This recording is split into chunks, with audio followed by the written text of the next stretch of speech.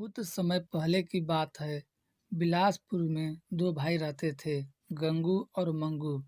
गंगू का छोटा भाई मंगू मेहनत करता है, दो पैसे कमाकर घर का खर्च चलाता है, और वहीं बड़ा भाई गंगू हमेशा आवारापंती और मटरगश्ती करता रहता है। एक दिन मंगू जब घर वापस आ रहा था, तो उसने देखा गंगू अपने दोस्तों के साथ गप्पे सप्पे लड़ा रहा था। मंगू बिना कुछ बोले चुपचाप सीधा घर चला आया। कुछ देर बाद जब गंगू घर वापस आया तो मंगू ने गंगू से कहा, भैया, अगर आप इसी तरह दिन भर घूमेंगे और मटर गश्तियाँ करेंगे तो। ए, अपनी बकवास बंद कर। मैं तेरी तरह छोटा मोटा काम करने के लिए पैदा नहीं हुआ हूँ। देखो, कोई भी काम छोटा या बड़ा नहीं होता, बस हमारी सोच छोटी और बड़ी होती है। सुन छोटे, मैंने अपना हाथ एक ज्योतिष को दिखाया था। ज्योतिष ने बताया मेरे भाग्य में राजयोग लिखा है। राजयोग। वो कोई ज्योतिष नहीं, बहरूपिया रहा होगा, और जो तुमसे पैसे ऐंठ लिया। और वैसे भी ज्योतिष ने जो बताया उसके लिए तुम्हें हाथ पैर चलाने पड़ेंगे। यूं ही नहीं, घूमने और दोस्तों के साथ गप्पे सप्पे लड़ाने से राज करोगे, उसके लिए मेहनत करना पड़ेगा। अच्छा चल ठीक है, पर मुझे तो कोई काम आता ही नहीं है, तो मैं करूँगा क्या? ठीक है, कल आप मेरे साथ चलना। अगले दिन दोनों भाई गंगू और मंगू काम के लिए घर से निकल पड़े। रास्ते में जाते समय एक पेड़ के पास एक गुफा दिखाई दिया।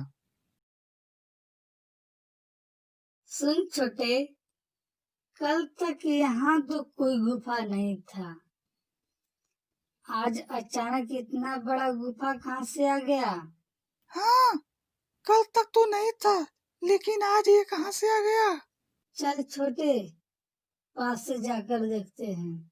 गंगू और मंगू दोनों गुफा के पास जाते हैं और गुफा के इर्द गिर्द देखते हैं, और वे दोनों गुफा के अंदर जाते हैं और वे देखते हैं कि गुफा के अंदर एक गड्ढा है। गंगू और मंगू गड्ढे के अंदर झांकते हैं और वे अचानक गड्ढे के अंदर गिर जाते हैं। गड्ढे में गिरने के बाद गंगू और मंगू एक दूसरे से बहस करने लग जाते हैं। गंगू मंगू से कहता है, ये सब तेरी वजह से हुआ। ना मैं तेरी बातें सुनता और ना मैं यहाँ आकर फंसता, न जाने हम कहाँ आ गए। यहाँ हम सिर्फ आपकी वजह से फंस गए। क्या जरूरत थी कुएं के पास आने और देखने की? छोटे, तू कुछ ज्यादा ही नहीं बोल रहा? बेटा सुनो, यहाँ आओ और मेरी मदद करो। गंगू और मंगू डर जाते हैं। ये किसकी आवाज है? यहाँ तो दूर दूर तक कोई नजर नहीं आ रहा। गंगू और मंगू को फिर वही आवाज सुनाई देती है। बेटा सुनो, मेरी मदद कर दो। कौन हो आप और कहाँ से बोल रही हो? बेटा इधर देखो, इधर अपने पीछे देखो। गंगू और मंगू दोनों उस औरत के पास जाते हैं और कहते हैं, देखिए माँ जी, हम दोनों यहाँ अनजाने में आ गए और यहाँ से जाने का कोई रास्ता नहीं मिल रहा। क्या आप हमें बता सकती है? ठीक है, मैं तुम्हें रास्ता तो बता दूंगी, पर इससे पहले मेरा एक काम करो। ये लकड़ी का गट्ठर मेरे घर तक पहुँचा दो। जी जरूर, आप हमारी मदद करिए, हम आपकी मदद कर देते हैं। गंगू उस लकड़ी की गट्ठर को लेकर चल देता है उस औरत के पीछे पीछे। तभी मंगू उस औरत से पूछता है, माँ जी, आप हमें बता सकती हैं कि ये कौन सी जगह है? बेटा ये पाताल लोक है। गंगू और मंगू उस लकड़ी की गट्ठर को उस औरत के घर पहुंचा दिया। उसके बाद उस औरत ने उन दोनों को एक चारपाई दिया। ये क्या? हम इस चारपाई का क्या करेंगे? ये कोई आम चारपाई नहीं है, यह एक जादुई उड़न खटोला है। ये तुम्हारे मंजिल तक तुम्हें पहुंचा देगी। पर हम इसे उड़ाएंगे कैसे? जहाँ चाह वहाँ राह। शुक्रिया माँ जी, आपकी इस मदद के लिए।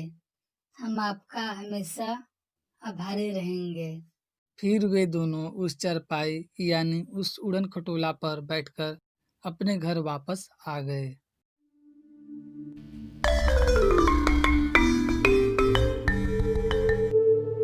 संतपुर गांव में एक गरीब समझदार लड़का रहता था जिसका नाम गंगू था।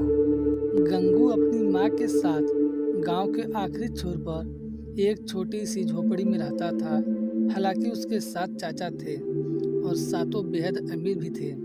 जब गंगू बहुत छोटा था तभी उसके पिता मर गए थे। इसके बाद उसके सातों चचाओं ने उसे और उसकी माँ को घर से निकाल दिया। गंगू के चाचा थे तो बहुत अमीर, लेकिन थे बड़े मूर्ख। जब तब गंगू के घर आकर उस पर रोब गांठते और हर तरह की बेवकूफ़ियों से उसे परेशान करते। लाख चाहने पर भी गंगू उनसे अपना पीछा नहीं छुड़ा पाता। एक दिन बैठे बैठे गंगू के दिमाग में एक बात आई, क्यों न चाचा के धन का फायदा उठाया जाए। अगर मूर्ख के घर में धन हो तो बुद्धिमान क्यों भूखा मरे। यह सब सोच उसने मन ही मन में एक योजना बनाई और पहुंच गया चाचाओं के घर। चाचा जी, कल हमारे घर दावत है, आप जरूर आइएगा। चलो ठीक है, कल हम तुम्हारे घर आ जाएंगे। दावत की बात सुनकर चचाओं को लालच में आना लाजमी था। अगले दिन जब सातों चचाओं गंगू के घर आए तो गंगू घर में नहीं था। चचाओं के पूछने पर माँ ने घर के बाहर बंधे घोड़े की रस्सी खोलकर कहा, बेटा जाओ, खेत में भैया है, उसे बुला लाओ।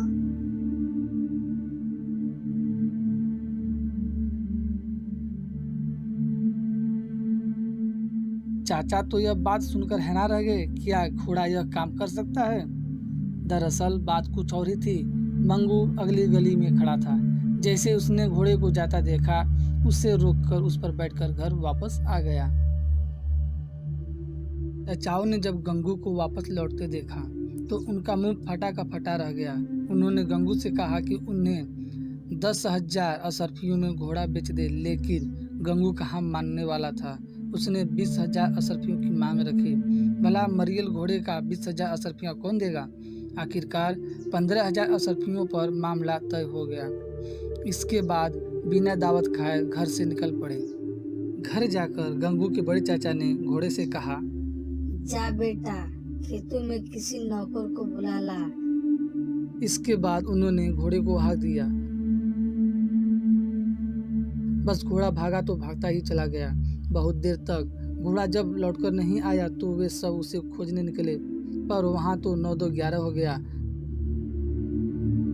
यह देख वे गुस्से से आग बबूला हो गए। इधर गंगू समझ रहा था कि चाचा अब लौटे तब लौटे। उसने दूसरी योजना बनाई। गुस्से से भरे चाचा को जब गंगू ने आते देखा तो वह झूठ मूठ बेहोश हो गया और इसके बाद उसकी माँ छाती पीट पीट कर रोने लगी। चाचा का गुस्सा यह सब देखकर शांत हो गया। तभी गंगू की माँ रसोई घर से एक लकड़ी लाई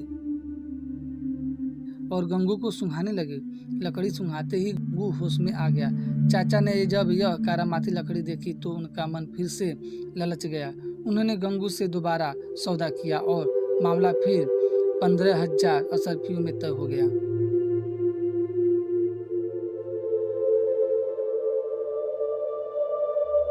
चाचा तो यही सोच रहे थे कि अब वे लोग दूर दूर तक मशहूर हो जाएंगे। उनकी करामाती लकड़ी सबके रोग दूर कर देगी। लेकिन दुख की बात यह थी कि लकड़ी खरीदे हुए उन्हें 1 हफ्ता हो गया था और उनके घर में क्या आस पड़ोस में भी कोई बीमार नहीं पड़ रहा था। कई दिन और बीतने पर चाचाओं को चैन न पड़ा। उन्होंने अपने घर के नौकर को खूब पीटा और उसके बेहोश हो जाने के बाद उससे लकड़ी सुंघाने लगे, लेकिन नौकर को कहाँ से होश आता। गंगू की लकड़ी तो साधारण सी लकड़ी थी। लकड़ी की करामात न देखकर बड़े चाचा फिर गुस्से में आग बबूला हो गए। गुस्से से भरे फिर वे गंगू के पास पहुंचे और उसकी खूब पिटाई की। फिर उससे बोरे में भरकर नदी में डालने के लिए चल पड़े। थोड़ी दूर जाने के बाद चाचा को भूख लगी। सड़क के किनारे एक पेड़ के नीचे उस बोरे को रख कर खाने की तलाश में चल पड़े। उनके वहाँ से जाने के बाद संयोगवश बड़े चाचा का मुंह लगा नौकर हरिया वहाँ से गुजरा। उसने गंगू को कभी देखा तो नहीं था, लेकिन गंगू को परेशान करने की सारी तरकीबें वही चाचा को सुझाया करता था। चूंकि बोरे में छोटा सा छेद था, इसी से गंगू बाहर का नज़ारा देख रहा था। उसे हरिया जाता हुआ नजर आया, बस उससे तरकीब सूझ गई। उसने आवाज बदलकर कहा, बेटा, मैं नदी का प्रेत बोल रहा हूँ। अगर खूब सारा धन कमाना चाहता है तो मेरे पास आ, मेरे पास आ। हरिया पहले तो चौंका, लेकिन पैसों के नाम पर लालच में आ गया। मंगू फिर बोला, बेटा, इसके लिए तुम आंखें बंद कर लो और फिर पेड़ के पास पड़े हुए बोरे की गांठ खोलो और उसमें बैठ जाओ। 5 मिनट बाद तुम नदी की सतह में पहुंच जाओगे और वहां रखा अकूट धन तुम्हारा होगा।